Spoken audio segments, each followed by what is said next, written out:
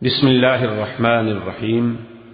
منہج corporation Jeddah برائے production و ڈسٹریبیوشن آپ حضرات کی خدمت میں قصص الانبیاء کا مبارک سلسلہ پیش کرنے کی سعادت حاصل کر رہا ہے۔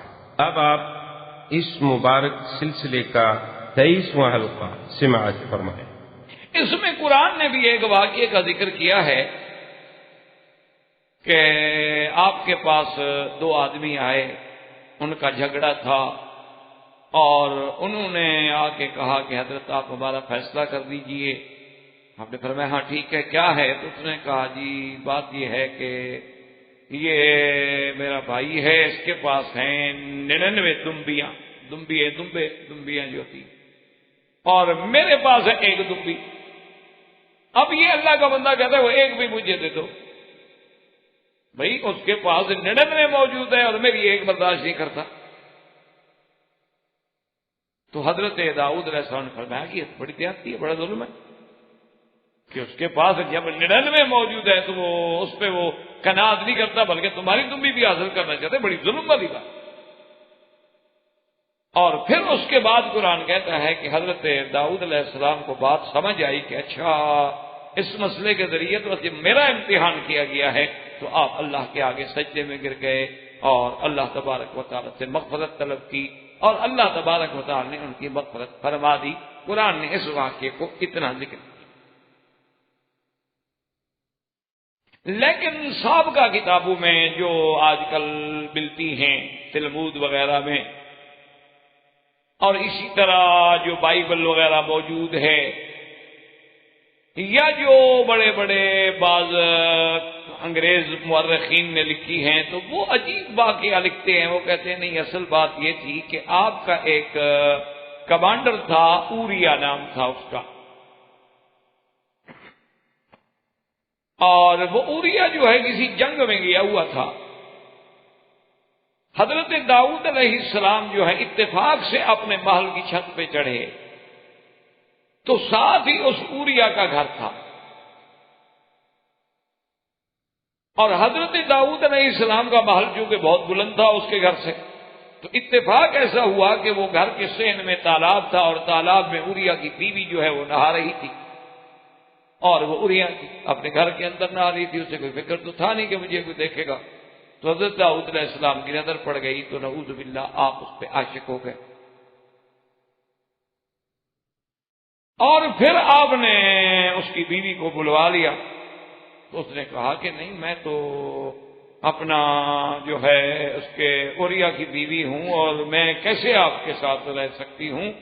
تو نعوذ باللہ آپ نے اس کے ساتھ غلط عمل بھی کیا بغیر نکاح کے، اور پھر انہوں نے کہا کہ اچھا میں انتظام کرتا ہوں۔ تو انہوں نے اپنے فوج کے کچھ لوگوں کو ہدایات بھیجی کہ جنگ میں ایسے حالات پیدا کرو کہ اوریا ہر حال میں قتل ہو جائے، کسی حال میں بھی واپس نہ آئے۔ تو بہرحال اوریا کو قتل کرا دیا گیا، اور جب وہ قتل ہو گیا تو اس کی بیوی سے شادی کر۔ اس واقعے کے پیش نظر وہ کہتے ہیں کہ یہ قرآن پاک نے جو اشارہ کیا ہے دراصل یہ وہی ہے کہ آپ کے پاس تو پہلے بھی 100 عورت موجود تھی، یا 90 عورت یا 99 عورت موجود تھی، اور ایک اوریا کی بیوی خوبصورت تھی، تو آپ نے اس کو بھی حاصل کرنے کی کوشش کی۔ تو اللہ نے تنبیہ کے لیے دو بندے بھیجے جو جھگڑا لے کے آئے تاکہ آپ کو تنبیہ ہو کہ آپ نے یہ کیا کیا۔ تو بہرحال سابقہ کتابیں جو ہیں وہ اس کو اس انداز میں پیش کرتی ہیں۔ حالانکہ یاد رکھیں اس کی وجہ یہ ہے کہ یہودی اور عیسائی جو ہیں وہ داؤد اور سلیمان علیہ السلام کو بادشاہ تو مانتے ہیں لیکن نبی نہیں مانتے۔ تو پھر بادشاہوں سے تو ایسی باتیں ہو جاتی ہیں، دنیا میں ہوتی رہتی ہیں، لیکن ہمارے ایمان میں اور قرآن و سنت کی روشنی میں تو داؤد علیہ السلام بھی نبی ہیں اور سلیمان علیہ السلام بھی نبی ہیں، اور نبی تو معصوم ہوتے ہیں، چاہے جائے کہ نعوذ باللہ کسی کی بیوی کو دیکھیں اور پھر اس کو قتل کروا دیں اور پھر اس سے نکاح کر لیں۔ یہ عجیب بات ہوئی۔ تو یہ حکایت جو ہے دراصل یہ بالکل بے سند ہے اور روایات اسرائیلیہ سے ہے، اور وہ اتنا جیسے ہوتا ہے نا جی کہ اتنی کتابوں میں آئی ہے کہ ہمارے بعض علماء بھی اس کو اپنی کتابوں میں نقل کر بیٹھے ہیں۔ اصل بات یہ نہیں تھی، اللہ معاف کرے، اللہ کے نبی زنا سے پاک ہوتے، معصوم ہو۔ اللہ کے نبی ایسا ظلم نہیں کرتے کہ کسی آدمی کو ناجائز قتل کرواتے اور اس کی بیوی سے شادی کرتے، اور شادی سے پہلے بھی اپنے محل میں بلا کے نعوذ باللہ اس سے زنا کر۔ استغفر اللہ ثم استغفر اللہ۔ یہ تو بہرحال کوئی عیسائی اور یہودی بدبخت جرت کرے بات کہنے کی، کیونکہ ان کا تو مذہب یہی ہے۔ آپ اخبار میں نہیں پڑھتے ہیں کہ راہب 11 سال لڑکی کے ساتھ بدفعلی کرتے ہوئے پکڑے گئے؟ اللہ معاف کرے، وہ تو عیسیٰ علیہ السلام کو بھی نہیں بخشتے۔ یہودی تو عیسیٰ علیہ السلام کو بھی بی بی مریم کا بیٹا نہیں مانتے، وہ کہتے ہیں وہ تو یوسف النجار کے بیٹے ہیں، اس سے ناجائز تعلق تھا اور اسی سے یہ پیدا ہوا، اور اس نے پھر بہانہ بنایا، ایک ڈرامہ بنایا کہ بغیر باپ کے پیدا ہوا ہے۔ تو ہمیں تو یہودی اور عیسائی کی نظر سے تو نہیں پڑھنا ہے، ہمیں تو ایک مومن کی نظر سے پڑھنا ہے، اور ہمارا ایمان ہے کہ اللہ کے نبی پاک ہو۔ اگر ان سے کوئی غلطی ہو تو وہ ترک اعلیٰ ہوتا ہے، ترک اولا ہوتا ہے، بھول ہو سکتی ہے، نسیان ہو سکتا ہے، سہو ہو سکتا ہے، لیکن یہ تو نہیں کہ کبیرہ گناہ کا ارتکاب کیا۔ اسی لیے آپ سارے قرآن کا مطالعہ کریں، ظالموں نے یہ تو کہا کہ شاعر ہیں، ساحر ہیں، کاہن ہیں، جادوگر ہیں، نعوذ باللہ جھوٹ بولتے ہیں، لیکن کسی نے کردار پہ انگلی نہیں رکھی کسی پیغمبر کے، کریکٹر پہ اعتراض نہیں کر سکا۔ تو اس لیے اصل بات یہ نہیں تھی، اصل بات یہ تھی کہ حضرت داؤد علیہ السلام کو اللہ نے تنبیہ کی کہ یہ جو کچھ تم کرتے ہو یہ بھی میری توفیق ہے، عبادت کرنے دوں، روزہ رکھنے دوں، بادشاہی کرنے دوں، ذکر کرنے دوں، اگر میں نہ کرنے دوں تو آپ نہیں کر سکتے۔ آپ لا کے اہتمام کر دیں کہ کوئی مجھے نہ چھیڑے، تو جب آپ کا وہ وقت ہوتا تھا تو اس وقت میں کوئی داخل نہیں ہو سکتا تھا، دروازے بند ہوتے تھے، پہرا لگا ہوتا تھا، لیکن فرشتے انسانوں کی شکل میں اندر آ گئے۔ تو دراصل یہ تنبیہ تھی، ایک ویسے قصہ بنا کے فرشتوں نے پیش کی، ورنہ اس کا حضرت داؤد علیہ السلام سے کوئی تعلق نہیں۔ اب حضرت داؤد علیہ السلام کے ساتھ ہوا کہ ہاں میں نے واقعی غلطی کی، یہ تو سب کو جو بھی ہوتا ہے اللہ کی توفیق سے ہوتا ہے، انسان کے بس میں تو کچھ بھی۔ مجھے تو 2 آدمی آ کے ڈسٹرب کر دیا انہوں نے، حتیٰ کہ میں ڈر گیا کہ میرے گھر کیسے آ گئے بغیر اذن کے اور بغیر دروازے کے، بغیر دربان کے۔ تو وہ جو اللہ کے ذکر سے غفلت تھی، اور اپنے ذہن میں انہوں نے خدمت خلق کو اور لوگوں کے حقوق کے فیصلوں کو اہمیت نہ دی بلکہ عبادت کو اہمیت دی، تو اس پہ تنبیہ ہو گئی کہ اصل عبادت تو یہ ہے کہ میرے بندوں کی خدمت کرو۔ یہ نفلی عبادت ایک نفلی عبادت ہے، لیکن میری مخلوق کی خدمت کرنا جو ہے وہ تو بہت بڑی بات ہے۔ اس لیے یاد رکھیں، کیونکہ اگر خدا نہ کرے، خدا نہ کرے، خدا نہ کرے زنا جیسی بات ہو تو اس کے بعد فوراً قرآن یہ تو نہ کہنا کہ یا داؤد انا جعلناک خلیفۃ فی الارض فاحکم بین الناس بالحق، کہ ہم نے آپ کو حاکم بنایا ہے، خلیفہ بنایا ہے، لوگوں کے درمیان میں فیصلے کریں۔ اصل مقصد یہ تھا کہ آپ نے جو اوقات عبادت کے لیے رکھ دیے اور اللہ کی مخلوق کا اس وقت آپ فیصلہ نہیں کرتے، ان کی فریاد نہیں سنتے، اس کا مطلب ہے کہ عبادت آپ کے نزدیک خدمت خلق سے مقدم ہو گئی۔ یہ غفلت تھی جس پر امتحان لیا۔ اور پھر جو غلطی ہوتی ہے پیغمبر کی، جیسے کہ اللہ نے خود فرمایا کہ آدم علیہ السلام سے بھول ہو گئی، لیکن آدم علیہ السلام تو کہتے ہیں ربنا ظلمنا انفسنا، ہم نے ظلم کیا۔ کیوں؟ جتنا شان بڑی ہو وہ چھوٹی غلطی کو بھی بڑا سکتا۔ تو بہرحال اس کے بعد سیدنا داؤد علیہ السلام کا مقام جو ہے، عظمت جو ہے، اللہ نے ان کو یعنی نبوت بھی دی اور شاہی بھی دی اور آپ کو معجزات بھی دیے، اور آپ کو سب سے بڑی عظیم نعمت ایک عظیم بیٹا دیا حضرت سلیمان ہے۔ اور حضرت سلیمان علیہ السلام جو ہے ماشاءاللہ، یعنی آپ دیکھیں کہ داؤد علیہ السلام کا بھی تقریباً 14 مقامات، 4 مقامات پر تو نام کے ساتھ ذکر کیا گیا ہے، اور حضرت سلیمان علیہ السلام کا تو قرآن میں 16 مقامات کا ہے، بلکہ سورۃ النمل میں تو ایک پوری تفصیل کے ساتھ رکوع ہے۔ حضرت سلیمان علیہ السلام جو ہیں، اللہ نے ان کو بھی خصوصی فہم عطا فرمایا، اور حضرت سلیمان علیہ السلام ابھی بچے تھے، اور بادشاہ داؤد علیہ السلام، خدا کی قدرت دیکھیں، قرآن نے بھی اس کا ذکر کیا ہے کہ ان کی خدمت میں بھی ایک مقدمہ آ گیا۔ ایک مقدمہ یہ آیا کہ ایک آدمی نے آ کے درخواست دی حضرت داؤد علیہ السلام کی خدمت میں، اس نے کہا کہ حضرت میرا یہ باغ ہے انگوروں کا، اور یہ آدمی جو ہے شریف آدمی، یہ اپنی بکریوں کو اس نے غفلت کے ساتھ میرے باغ میں چھوڑ دیا، اور وہ سارا انگوروں کا باغ جو تھا انہوں نے تباہ و برباد کر، کچھ کھا گئی، کچھ انہوں نے اجاڑ دی، اور میرا تو اس کے سوا کوئی گزر اوقات کا ذریعہ نہیں ہے، آپ مہربانی کریں فیصلہ فرمائیں۔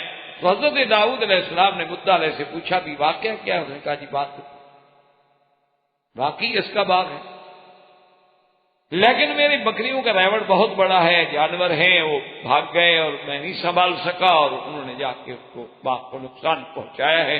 تو حضرت داؤد علیہ السلام نے جب دیکھا کہ یہ معترف ہے، مدعا علیہ اعتراف کرتا ہے کہ واقعی میں نے نقصان پہنچایا ہے، تو انہوں نے کہا اچھا ایسا کرو، باغ کی کتنا قیمت ہے؟ انہوں نے کہا 10,000۔ 10,000 یہ میں مثال دیا۔ تو آپ نے فرمایا اچھا بھی اس کے مال کی قیمت کرو، 10,000 کا بکریاں جو ہے نا علیحدہ کرو۔ وہ 10,000 کی بکریاں علیحدہ کر، انہوں نے کہا چونکہ تو نے 10,000 کا نقصان کیا، یہ بکریاں ہوتی۔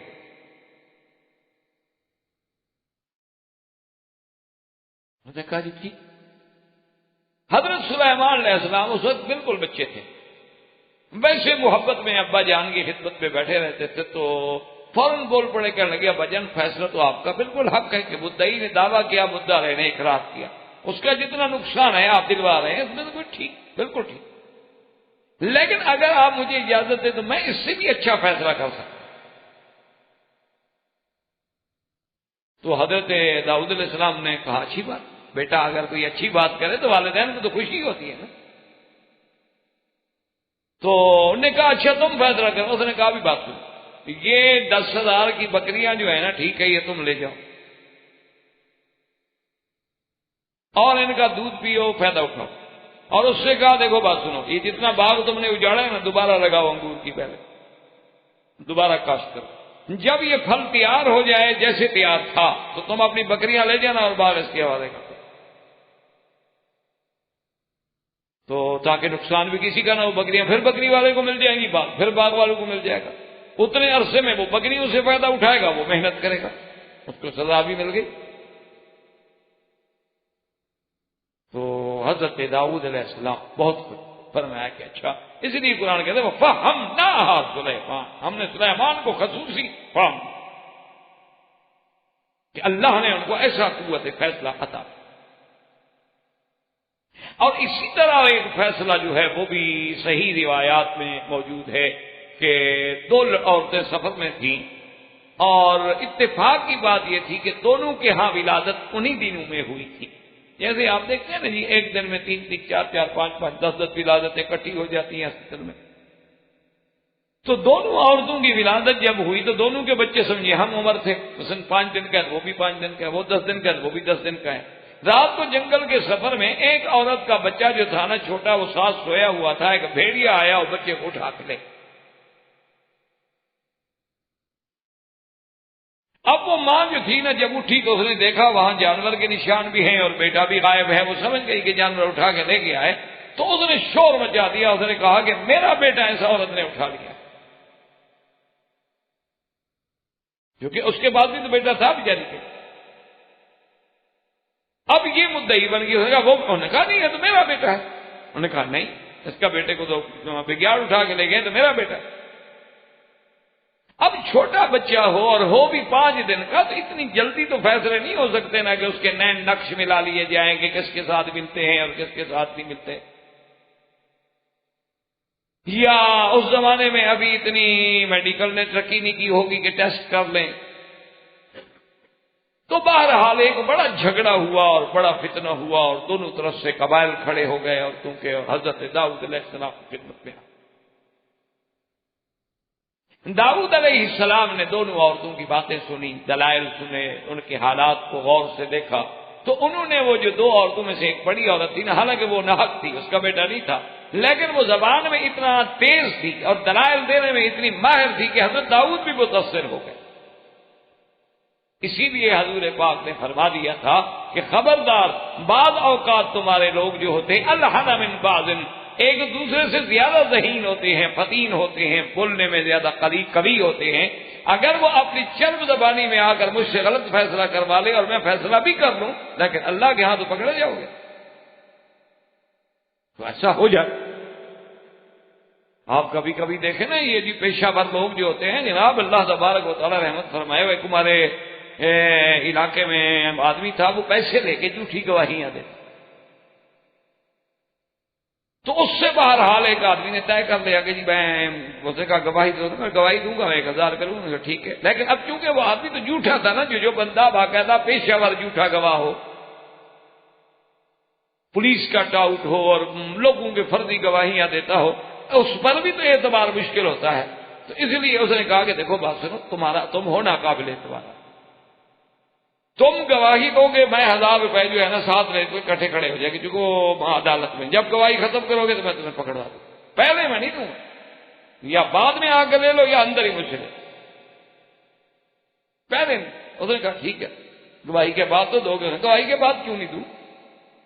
تو بہرحال اندر جا کے جب اس نے گواہی دی تو پوری جیسے اس نے سکھائی تھی پیسے لینے تھے، پوری گواہی دے دی، اور اس کے بعد ہاتھ یوں کیے کہ بھی مجھے وہ 1000 روپیہ ملے۔ اب اس نے سوچا گواہی تو ہو چکی ہے، بدبخت کو 1000 روپے دینے کی کیا ضرورت، اب گواہی تو اس نے دے دی، جو ہونا تھا وہ ہو گیا۔ اس نے جناب ہاتھ کیا، اس نے کہہ دیا کہ نہیں ہے پیسے۔ تو اب وہ جج صاحب جو لکھ رہے تھے تو اس کے فوراً بعد جو جج نے دیکھا، اس نے کہا کہ جی آپ کی کوئی بات رہ گئی ہے؟ اس نے کہا حضرت جتنا اس نے مجھے سکھایا تھا وہ تو میں نے کہہ دیا۔ تو ایک لفظ میں ساری گواہی کر سکا، سکھایا کیا؟ انہوں نے کہا تھا جھوٹ ہی کہہ رہا تھا، یہ مجھے سکھا کے لے آئے تھے۔ تو اس لیے بعض لوگ جو ہوتے ہیں نا وہ الحن من بعض ہوتے ہیں، تو وہ عورت بھی کچھ اس طرح ترار تھی اور تیز تھی کہ حضرت داؤد اس کے حق میں فیصلہ کر دیا۔ حضرت داؤد علیہ السلام کے فاصلے کے بعد بعض روایات بھی ہے کہ حضرت سلیمان وہی موجود تھے، بعد میں ہے کہ باہر کھیل رہے تھے، دیکھا کہ عورتیں جا رہی ہیں، لوگ بھی جا رہے ہیں، کچھ رو رہے ہیں، کچھ ہنس رہے ہیں، پوچھا کیا بات ہے؟ انہوں نے کہا ایسے فیصلہ تھا۔ انہوں نے کہا کہ بلاؤ ان کو، میں فیصلہ کرتا ہوں۔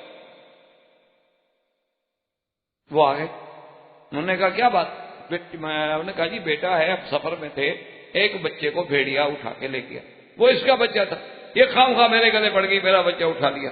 تو اچھا ہے کہ حضرت داؤد علیہ السلام نے میری بات سن لی اور میرے دلائل قویہ کو دیکھ کے میرے حق میں فیصلہ کر دیا کہ میرا بیٹا۔ اچھا ٹھیک، اس سے پوچھا، اس نے کہا جی بچہ تو میرا ہے، میں کیا کروں، میں اپنا مقدمہ نہیں لڑ سکتا۔ تو حضرت داؤد علیہ السلام نے، حضرت سلیمان علیہ السلام نے فرمایا کہ اچھا اس کا ہم فیصلہ کرتے ہیں۔ فرمایا ابھی جلاد کو بلاؤ، اور کہا کہ بچے کو یہاں درمیان میں لٹا، اور دونوں عورتیں ایک ادھر بیٹھ جاؤ، جلاد آ گیا۔ آپ نے فرمایا ابھی دیکھو نشان لگا لو بچے کو، این درمیان میں رکھ کے اس کو تلوار کے ساتھ کاٹ دو، آدھا اس کو دے دو اور آدھا اس کو دو۔ یہ کیا ہے، ایک روتی ہوئی جائے، ایک ہنستی ہوئی جائے، اچھی بات نہیں، آدھا آدھا کر دے۔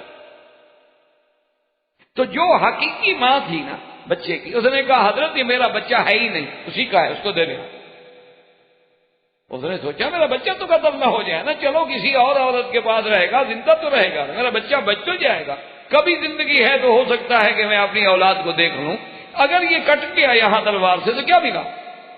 اور جس کا بچہ نہیں تھا اس نے کہا جی میں آپ کے فیصلے پہ راضی ہوں۔ آپ نے فرمایا تم جھوٹ کہتی ہو، بچہ اس کا ہے، کوئی ماں بھی اپنے بچے کو تلوار سے کٹنے پہ راضی ہو سکتی ہے؟ جھوٹ بول۔ حضرت سلیمان نے جب فیصلہ کیا، حضرت داؤد علیہ السلام کو پتہ لگا تو آپ نے فرمایا واقعی سلیمان اللہ نے تمہیں خصوصی فاق عطا۔ حضرت داؤد علیہ السلام کی وفات کے بعد حضرت سلیمان علیہ السلام کو اللہ تبارک و تعالی نے تخت سے بھی نوازا اور نعمتوں پہ بھی نوازا، جس کو اللہ نے قرآن میں بھی ذکر کیا، وَلَقَدْ آتَيْنَا دَاؤُودَ وَسُلَيْمَانَ عِلْمًا۔ وقال الحمد لله الذي فضلنا على كثير من عباده المؤمنين وورث سليمان داود وقال يا أيها الناس علمنا منطق الطير وأوتينا من كل شيء إن هذا لهو الفضل المبين وحشر لسليمان جنوده من الجن والإنس والطير فهم يوزعون. اللہ تبارک تعالیٰ کہ ہم نے داؤد اور سلیمان علم عطا اور انہوں نے اللہ کا شکر ادا کیا کہ اللہ نے ہمیں اپنے بہت سارے بندوں میں فضیلت عطا فرمائی ہے اور فرمایا کہ ہم نے سلیمان کو داؤد کا وارث بنایا. یاد رکھو کہ وارث سے مراد مال نہیں، وارث سے مراد نبوت و حکمت ہے. اگر ورثے سے مراد مال ہو تو پھر اکیلے سلیمان تو بیٹے نہیں تھے داؤد علیہ السلام کے، داؤد علیہ السلام کے تو اور بھی بہت بیٹے. اسی لیے انبیاء کا مال جو ہے وہ میراث نہیں ہوتا بلکہ وہ صدقہ. اور اللہ تبارک و تعالیٰ نے موسیٰ حضرت سلیمان فرماتے ہیں کہ یا ایھا الناس، لوگوں، اللہ نے مجھے پرندوں کی بولیاں بھی سکھا دی ہیں.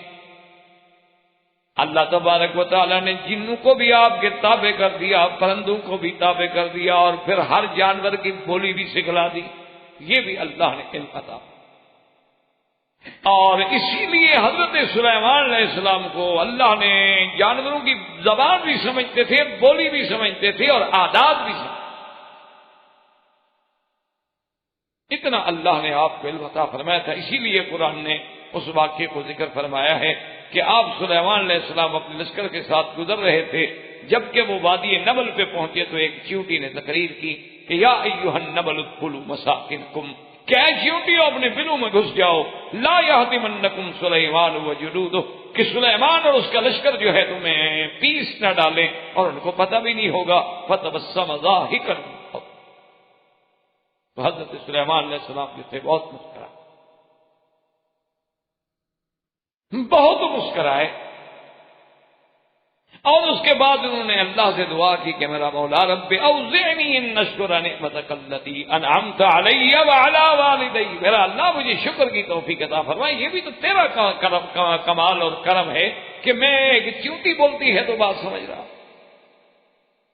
اور اللہ تبارک و تعالی نے آپ کے لیے جو ہے ہوا کو بھی مسخر کر دیا تھا. وسخرنا لہ الریح، اللہ نے ہوا کو مسخر کر دیا کہ آپ کے تخت کو لے کے چلتی تھی اور جو 1 مہینے کا سفر تھا وہ آدھے دن میں طے ہو جاتا تھا. غدوها شہر ورواحها شہر، یعنی جب آپ صبح کو اڑتے تو آدھے دن دوپہر تک 1 مہینے کا سفر طے ہو گیا اور پھر آرام کر کے آپ کیلولا فرماتے پھر شام کو چلتے تو پھر 1 مہینے کا سفر ہوتا. یہ حضرت سلیمان علیہ السلام کے مقامات عالیہ کا. اور جنوں جیسی سخت ترین قوم جو ہے وہ بھی آپ کے تابع. اور جو تخت سلیمان علیہ السلام تھا ان کی جہاں آپ کرسی پہ جب تشریف فرما ہوتے تو آپ کے پیروں کے نیچے جو تھے نا 2 شیر تھے اور آپ کے سر کے اوپر جو تھے وہ عقاب کھڑے رہتے تھے سایہ کر، کیونکہ ایسی سلطنت تو دنیا میں کسی کو ملی ہی نہیں جو حضرت سلیمان علیہ السلام کو. اور اتنے بڑے اعزاز و اکرام کے بعد پتہ ہے سلیمان علیہ السلام روٹی جو ہے ٹوکریاں بنا کے کھاتے. وہ ٹوکریاں بناتے تھے، وہ بیچ کے روٹی کھاتے. اتنی بڑی عظیم سلطنتوں کا مالک. اور یہ اسی زمانے میں واقعہ جو اللہ کے قرآن میں بھی بڑا عظیم واقعہ موجود ہے کہ ایک دن آپ نے پوچھا کہ مالی علی الہدہد، کیا وجہ ہے کہ ہدہد پرندہ نظر نہیں آتا؟ من الغائبین، کہاں گئے تھے؟ اچھا خدا کی قدرت دیکھو کہ اللہ نے یہ علم ہدہد کو دیا تھا کہ وہ زمین میں چونچ مار کے اندازہ کر لیتا تھا کہ یہاں پانی ہے کہ نہیں ہے اور ہے تو کتنا نیچے ہے. اور یہ علم اللہ نے سلیمان علیہ السلام کو نہیں دیا. تو جب کہیں لشکر پڑاؤ کرتا تو وہاں کنویں کھودنے پڑتے تھے پانی عارضی انتظام کرنے کے لیے. تو حکم دیا جاتا ہدہد کو کہ جاؤ بھی پورے علاقے میں پانی تلاش کرو. وہ جناب ادھر جا رہا ہے، ادھر جا رہا ہے، ادھر جا رہا ہے، ہاں جی یہاں. انہوں نے کہا ٹھیک ہے کھود دیتے. اب لشکر اترا ہوا ہے، حدود ہے نہیں. آپ نے فرمایا اچھا حدود غائب ہو گیا. لَأُعَذِّبَنَّهُ عَذَابًا شَدِيدًا أَوْ لَأَذْبَحَنَّهُ، یا بالکل میں ذبح. ہاں أَوْ لَيَأْتِيَنِّي بِسُلْطَانٍ مُبِينٍ، یا کوئی کھلا ہوا اپنی معذوری کا عذر لے کے آئے. تو تھوڑی دیر گزری، جب ہدہد آیا تو حضرت اب جلال میں تھے. اس نے کہا حضرت ناراض نہ ہوں، انی احطت بما لم تحط به، میں ایک ایسی خبر لایا ہوں جس کا آپ کو پتہ نہیں.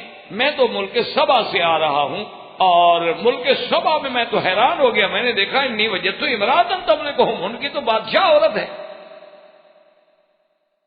یہ سبا جو ہے اصل میں یاد رکھیں یہ قوم تھی ساحل بحر احمر پہ جنوب کی طرف، یمن کی طرف یہ قوم تھی، اور تجارت پیشہ.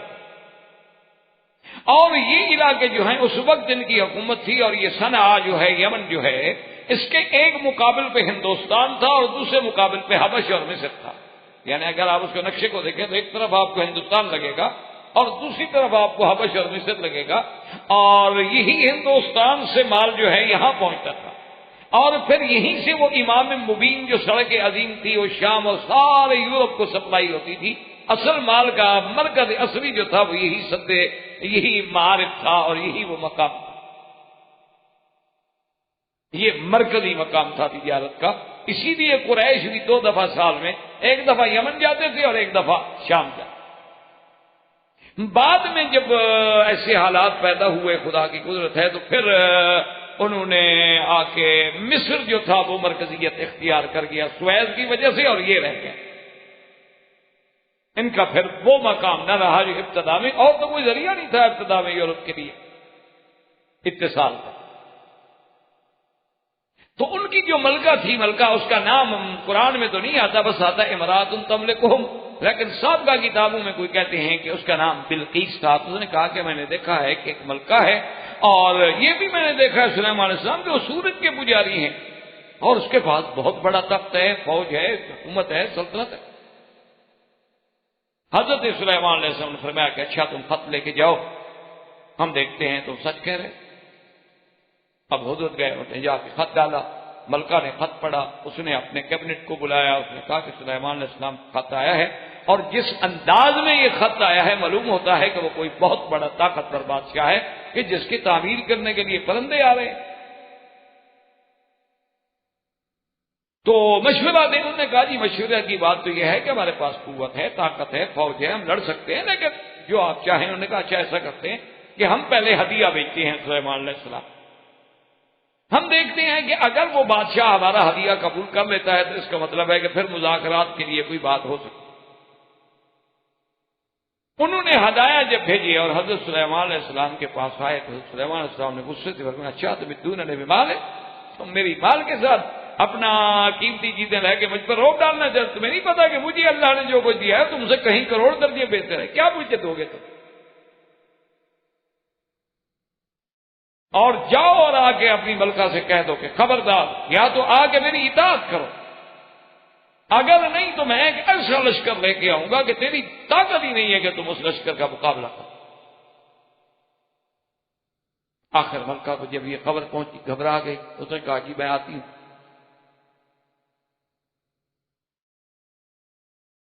اسی لیے اللہ کی حکمت ہے نا، اللہ فرماتے ہیں کہ عورت سربراہ نہیں بن سکتی. اور بعض لوگ ہم مولوی پہ ناراض ہوتے ہیں، کہتے ہیں دیکھو جی قرآن میں تو ہے کہ عورت بادشاہ تھی، یہ نہیں پوچھتے کہ وہ کافر تھی یا مسلمان. تو اگر کوئی کافر عورت کام کرے تو اس کی اقتدا کرنا ہمارے اسلام میں جائز ہے. بات تو اللہ رسول کے حکم کی ہوتی ہے. اللہ تبارک و تعالیٰ تو اس کو 10 میٹر کی مسجد میں امام نہیں بناتا، آپ کہتے ہیں پورے ملک میں کوئی امام بنا رہے، تو بدقسمتی کی بات. اور حضور نے جب فرمایا بلقیس کا قصہ سنا تو آپ نے فوراً فرمایا نہیں یفلح قوم ولوا امرهم امراۃ، وہ قومیں کبھی فلاح نہیں پاتی جو اپنے امور کو عورتوں کے سپرد کرتے. اسی طرح حضور نے فرمایا تھا کہ علامات قیامت میں ہے امورکم الی نسائکم، کہ جب تمہارے معاملات عورتوں کے ہاتھ میں آ جائیں اور تم پکے زن مرید بن جاؤ تو فرمایا فبطن الارض خیر من ظہرها، پھر بہتر ہے کہ آدمی مر جائے. اس بے غیرت کی زندگی سے گزارنے سے تو بہتر ہے کہ مر جائے. زمین کے اوپر چلنے کی کیا ضرورت ہے، اس سے پیٹ میں چلا جائے۔ بہرحال جب وہ آئی تو حضرت سلیمان نے حکم دیا اس کے آنے سے پہلے، آپ نے فرمایا ایکم یاتینی بعرشہا، کون ہے جو اس کا تخت لے کے آیا میرے پاس؟ قال عفریت من الجن، ایک جن تھا، عفریت کہتے ہیں جو زیادہ شرارتی، زیادہ سخت، زیادہ قوی ہو۔ اس نے کہا جی میں لے آتا ہوں، لیکن اتنی دیر لگے گی جتنی دیر آپ مجلس میں بیٹھتے ہیں نا، 1-2 گھنٹے، اب نظر بہن اس سے مجھے جلدی ہے۔ قال الذي عنده علم من الكتاب انا اتيك به قبل ان يرتد اليك طرفك، آپ کے صحابیوں میں سے ایک صحابی تھے، اس کا نام تھا آصف ابن برخیا، اس کے پاس اسم اعظم کا علم تھا۔ اس نے کہا حضور اگر حکم دینا تو ان يرتد اليك طرفك، آپ ذرا آنکھیں تو بند کریں، آنکھیں کھولیں گے تو انشاءاللہ میں لے آؤں گا، آنکھیں کھولی تب تک۔ اور اسی طرح حضرت سلیمان علیہ السلام نے حکم دیا کہ بھائی ایسے انتظامات کیے جائیں کہ ایسا راستے میں، ایسے محل میں جب داخل ہو، کیونکہ حضرت سلیمان نے ایسی تعمیرات کی تھی جو تاریخ میں بیت الرب، بیت الملک اور بیت الملک اور اسی طرح تدمر کی وہ عظیم الشان عمارتیں جن کو بعد میں رومیوں نے اپنے ہیکل بنا لیے، سب حضرت سلیمان کی بنی ہوئی۔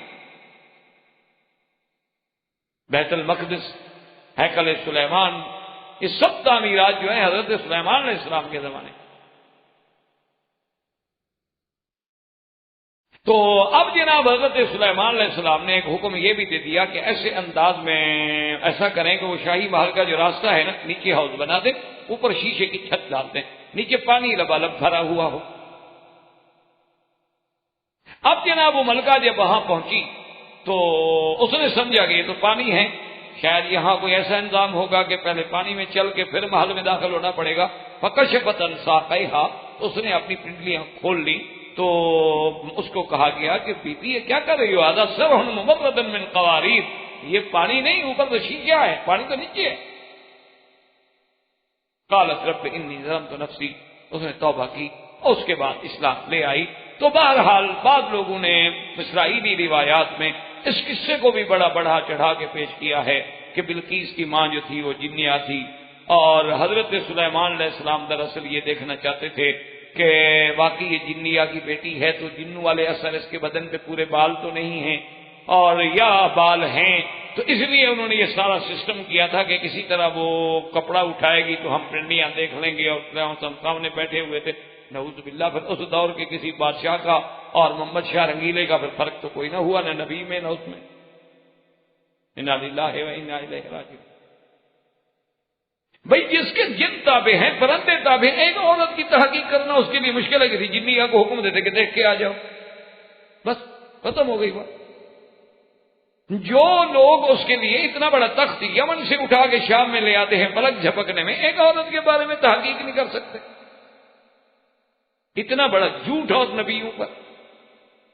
اصل بات یہ تھی کہ حضرت سلیمان علیہ السلام اس کو توحید کا سبق دینا چاہتے تھے کہ دیکھو بی بی، تم نے سورج کو خدا سمجھ لیا ہے، جیسے یہاں تم نے شیشے کو پانی سمجھ لیا، تم نے یہاں بھی تو دھوکہ کھایا ہے نا۔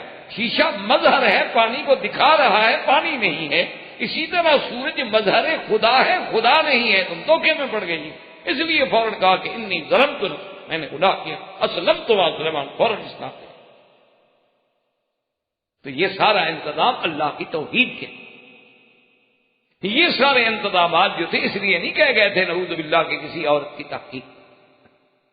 اس کے بعد پھر آپ نے ملکہ بلقیس کی شادی جو تھی ملک ہمدان سے کر دی اور اس کو اس کی سلطنت پہ برقرار رکھا، لیکن بادشاہ اس کا قامت۔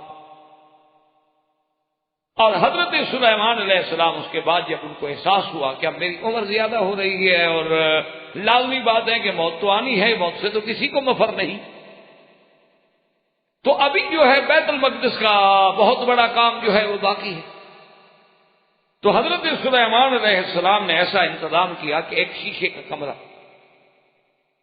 اور شیشے کے کمرے میں کھڑے ہو گئے اور جنوں کو بلایا سرداروں کو کہ دیکھو تم یہ کام جاری رکھو، میں ذرا عبادت کے لیے اندر جا رہا ہوں اور میں کچھ دن عبادت کروں۔ انہوں نے کہا جی ٹھیک۔ وہ اپنے اپنے کام میں لگ گئے۔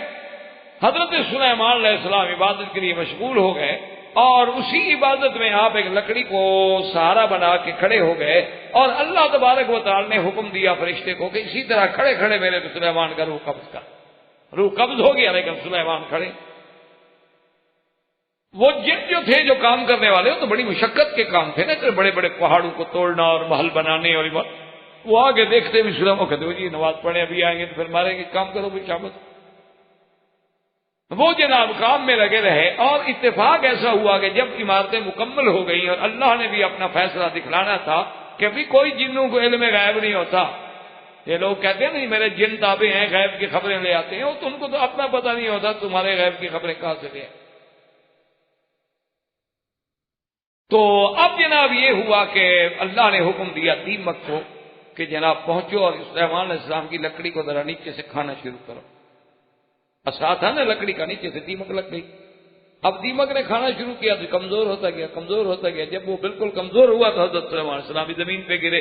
قرآن کہتا ہے ما دلهم علی موته الا دابۃ الارض تاکل من سأته فلما خر تبینت الجن ان لو كانوا يعلمون الغیب ما لبثوا في العذاب المهین۔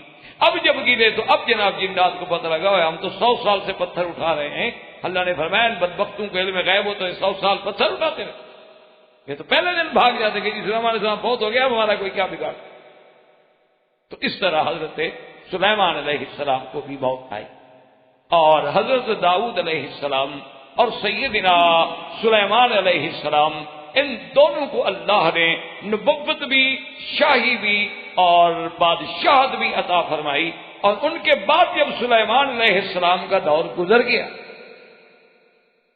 تو اس کے بعد پھر وہ بخت و نصر آیا جس نے آ کے بیت المقدس میں تباہی۔ بیت المقدس کی تباہی کے بعد وہاں سے جو بندہ گزرا اس کا ذکر سورۃ البقرہ میں موجود ہے، لیکن قرآن نے نام نہیں لیا۔ لیکن راجع اقوال یہی ہیں اور راجع قول مبارک یہی ہے کہ اس سے مراد حضرت عزیر ہے۔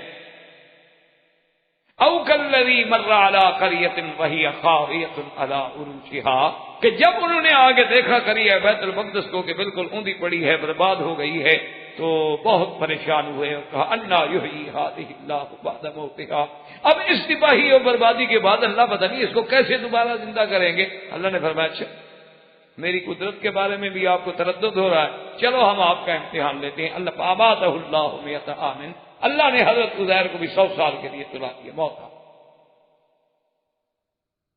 اب حضرت عزیر علیہ السلام 100 سال کے بعد اللہ نے حکم دیا زندہ ہو گئے، زندہ ہو گئے۔ اللہ نے فرمایا فرشتے سے ذرا پوچھو میرے پیغمبر سے کم لبثتا، کتنا عرصہ گزارا ہے جی؟ انہوں نے کہا جی لبثت یوما او بعض یوم، جب میں سویا تھا نا اس وقت سورج اوپر تھا تو ابھی ڈوب رہا ہے، بس آدھا دن سمجھ رہے ہیں کچھ دن سمجھ رہے ہیں، اتنا ہی سویا ہوں۔ قال بل لبثت مئۃ عام، 100 سال گزر گیا ہے جناب کو۔ فانظر الى طعامك وشرابك لم يتسنه، دیکھو اپنا پانی، ماکولات، مشروبات ان کو بھی ہم نے خراب نہیں ہونے دیا۔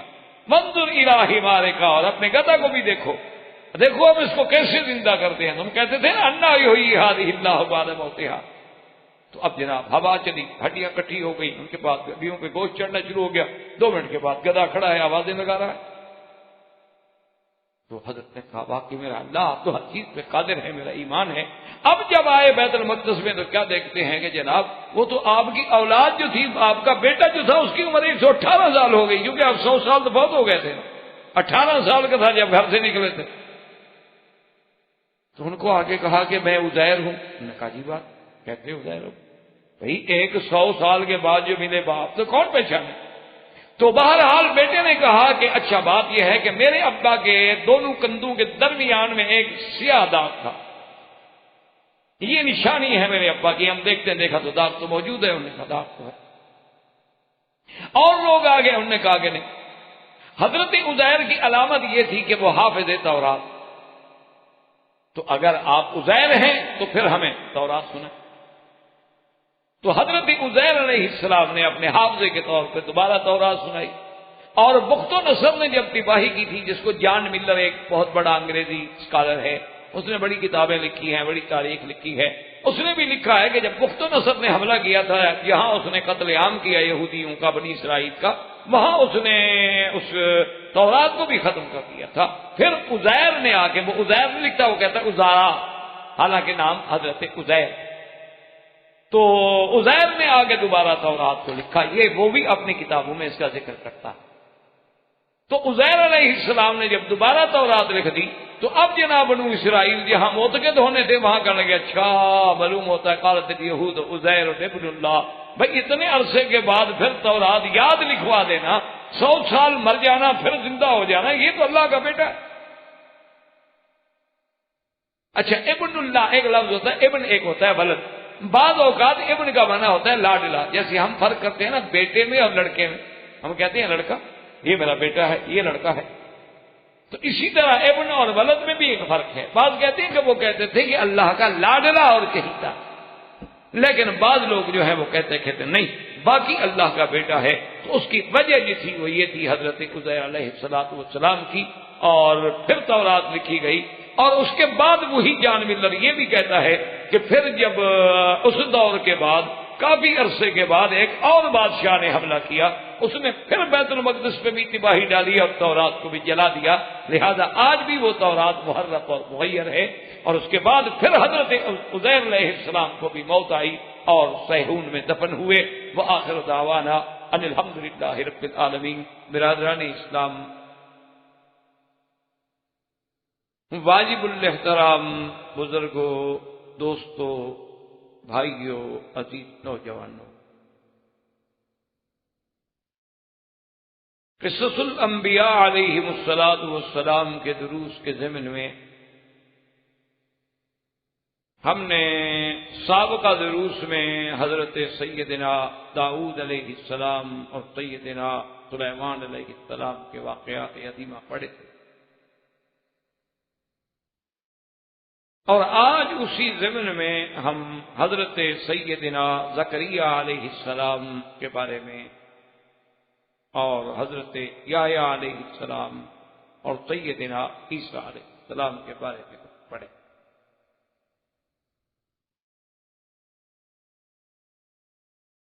حضرت زکریا علیہ السلام جو ہیں یہ بھی سیدنا داؤد علیہ السلام کی اولاد میں سے، اور حضرت زکریا علیہ السلام کا ذکر جو ہے قرآن پاک میں تقریباً 4 سورتوں میں آپ کا ذکر مبارک ہے، اور آپ اللہ کے بڑے شان والے پیغمبر ہیں، اور آپ کی اہلیہ جو ہیں وہ سلالہ سیدنا ہارون علیہ السلام، اور سیدنا زکریا علیہ السلام جو ہیں یہ بھی ان پیغمبروں میں ہیں جنہوں نے اپنی زندگی جو ہے وہ زہد کے ساتھ گزاری۔ اور ایک صحیح حدیث مبارک میں یہ بھی آتا ہے کہ حضرت زکریا علیہ السلام کان نجارن، یعنی آپ بڑھی کا آپ کام کرتے تھے اور اس سے آپ اپنی روزی حاصل کرتے تھے۔ اصل میں اگر ہم انبیاء علیہ السلام کے قصص مبارک میں اس بات پہ توجہ کریں کہ اللہ نے ہر نبی کو کوئی نہ کوئی عمل عطا فرمایا، یعنی آپ دیکھیں کہ نوح علیہ السلام کو اللہ نے، سیدنا نوح علیہ السلام کو اللہ تبارک و تعالی نے کشتی بنانے کا کام سکھایا، یعنی درخان بڑھئی کا کام سکھایا گیا، اور حضرت نوح علیہ السلام نے کشتی بنائی۔ اسی طرح حضرت زکریا علیہ السلام جو ہے کان نجار، اور حضرت داؤد علیہ السلام کو اللہ نے زرہ بنانے کا اور آپ کے ہاتھوں میں لوہے کو ولنڈا لہ الحدید ان اعمل سابغات وقدر فی السرد، اور میرے آقا سرکار دو عالم صلی اللہ علیہ وسلم نے یہ بھی ارشاد فرمایا ہے کہ میں نے بھی مکے والوں کی بکریاں چرائیں، اور تقریباً ہر انبیاء علیہ السلام اپنے اپنے دور میں وہ بھی ان کو بھی ایسے حالات تھے۔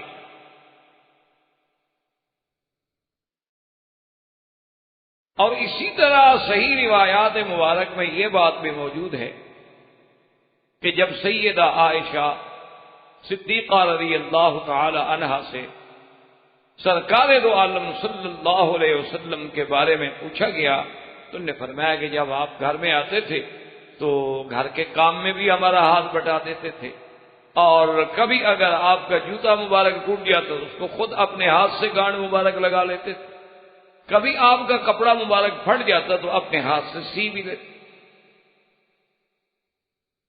اور اسی ضمن میں آپ نے سیدنا موسیٰ علیہ السلام کا تو باقاعدہ واقعہ قرآن میں موجود ہے کہ 10 سال تک حضرت شعیب کے ہاں آپ نے بکریاں چلائی۔ تو دراصل وجہ کیا ہے کہ اللہ تبارک و تعالیٰ یہ بتانا چاہتے ہیں کہ کوئی پیشہ جو ہے وہ قابل اہانت نہیں ہوتا، کوئی عمل جو ہے وہ قابل اہانت و تنقیص نہیں ہوتا۔ یہ تو بعد میں کفار نے زمانہ جاہلیت میں بھی، اور ہمارے انڈو پاک پر تو انگریز کی لعنت جب مسلط ہوئی تو انہوں نے یہ طبقات پیدا کیے کہ یہ جو پیشے ہیں، مثلا کوئی درخان ہے یا کوئی موچی ہے یا کوئی بڑھئی کا کام کرتا ہے یا کوئی کپڑا بنائی کا کام کرتا ہے، تو نے کہا یہ بڑے حقیر ترین پیشے ہیں اور ان کو بڑا حقیر سمجھا گیا۔ اس کے وجوہات یہ تھے کہ وہ ایک امیر اور غریب کے درمیان میں ایک امتیاز رکھنا چاہتے تھے، حاکم اور محکوم کے درمیان میں، ذمہ دار اور اس کے حاری کے درمیان میں، اسی طرح وڈیرے اور چودھری اور اس کے ماتحت علاقوں میں، تاکہ وہ لوگ غلاموں کی طرح ان کے سامنے رہیں اور انہیں کبھی یہ جرت نہ ہو اور وہ فطری طور پہ یہ سمجھیں اپنے آپ کو کہ ہم تو بڑے حقیر پیشے کے۔ ورنہ ہمیشہ یاد رکھیں کہ یہ پیشہ کوئی نہیں، اصل حقیر چیز وہ ہے جو قرآن و سنت کے خلاف ہو۔ ایک آدمی چوری کرتا ہے، ایک آدمی ڈاکہ ڈالتا ہے، ایک آدمی سود کھاتا ہے، ایک آدمی جوا کھیلتا ہے، وہ چیزیں حرام، وہ قابل اہانت ہے، قابل توہین۔ لیکن ایک آدمی مزدوری کرتا ہے، ایک آدمی درزی ہے، ایک آدمی حجام ہے، ایک آدمی سالون پہ کھڑا ہے، اور یہ سارے ہنر جو ہیں اور یہ سارے پیشے جو ہیں اللہ کی حکمت ہی ہے کہ اللہ نے ایک دوسرے کا ہمیں محتاج بنا دیا ہے۔ یعنی جیسے ایک سرمایہ دار کا سرمایہ نہ ہو تب بھی گاڑی نہیں چل سکتی، لیکن بڑے سے بڑا صنعت کار یا سرمایہ دار اور مزدور کی محنت نہ ہو تب بھی گاڑی نہیں چل سکتی۔ اللہ تبارک و تعالیٰ نے آپ کے پاس بڑے سے بڑا قیمتی کپڑا ہو لیکن سینے والا نہ ہو تو آپ کیسے پہنیں؟ آپ کے پاس جناب بڑے سے بڑی صحت و طاقت ہو لیکن جوتے کی بھی تو ضرورت ہے، کوئی جوتا بنانے والا ہوگا تو آپ جوتا خریدیں گے۔ تو یہ دراصل ہمیشہ یاد رکھنا ہے کہ یہ پیشے، اگر کوئی کام یا پیشہ قابل توہین ہوتا تو اللہ کبھی اپنے انبیاء کو وہ کام نہ کرتے۔ کیوں؟ انبیاء کی شان اتنا بلند ہوتی ہے کہ اللہ تبارک و تعالیٰ ان سے کبھی ایسا کام نہیں لیتے جو قابل اہانت۔ اور بعض مذاہب جو ہیں خیر وہ تو اپنی جاہلیت و عصبیت کی وجہ سے، جیسے ہندوازم ہے، ان کے ہاں اب بھی آپ دیکھ لیں اونچی ذات والے اور چھوٹی ذات والے، ان کے ہاں اب بھی جو اونچی ذات کے لوگ ہیں ان کا بالکل مقام ہی الگ ہے، چھوٹی ذات والے کو تو یہ حق ہی نہیں کہ ان کے سامنے آگے بیٹھ سکے یا ان کے برتن کو ہاتھ لگا۔ یعنی اس دور میں بھی یعنی دنیا وہاں کتنا آگے چلی گئی، اور وہ ملک جو اپنے کمپیوٹر کی تعلیم پہ اور اس میں جدید اس معلومات کی دنیا میں فخر کرتا ہو کہ میں اتنا آگے بڑھ گیا ہوں کہ بڑے بڑے ملک مجھ سے لوگ کام کرنے والے مانگ رہے ہیں، اس کے عصبیت کا یہ عالم ہو کہ ایک اونچی ذات ہے اور ایک چھوٹی ذات۔ اس لیے بہرحال سیدنا زکریہ علیہ السلام کا عمل مبارک یہ تھا، اور اللہ کے نبی تھے، اور ہیکل سلیمان علیہ السلام جو حضرت سلیمان علیہ السلام نے مسجد اقصیٰ کے ساتھ تعمیر فرمایا تھا اور جسے جنات نے تعمیر کیا تھا، اسی کے اندر آپ کا قیام تھا۔ گویا وہ اللہ کے گھر کے اور صخرہ اور مسجد اقصیٰ اور ہیکل سلیمانی کے سب سے بڑے رکھوالے سمجھ لیں، سب سے بڑے ناظر سمجھ لیں، یا ان کو آج کل کے الفاظ میں جیسے کہتے ہیں کہ مجاور تھے، یعنی مستقل اپنے آپ کو وہاں رکھنے والا، جو جیوار اختیار کر لے، ہمسائیگی اختیار کر لے، اور ایک قسم کا اپنے آپ کو لازم۔ اور آپ کے زمانے میں آپ کے خاندان میں سے ایک شخص تھے جن کا نام عمران تھا، اور وہ بڑا صالح تھا۔ بہرحال ان کے بارے میں یہ تو ہمیں نہیں ملتا کہ وہ نبی تھے، لیکن وہ ایک مرد صالح۔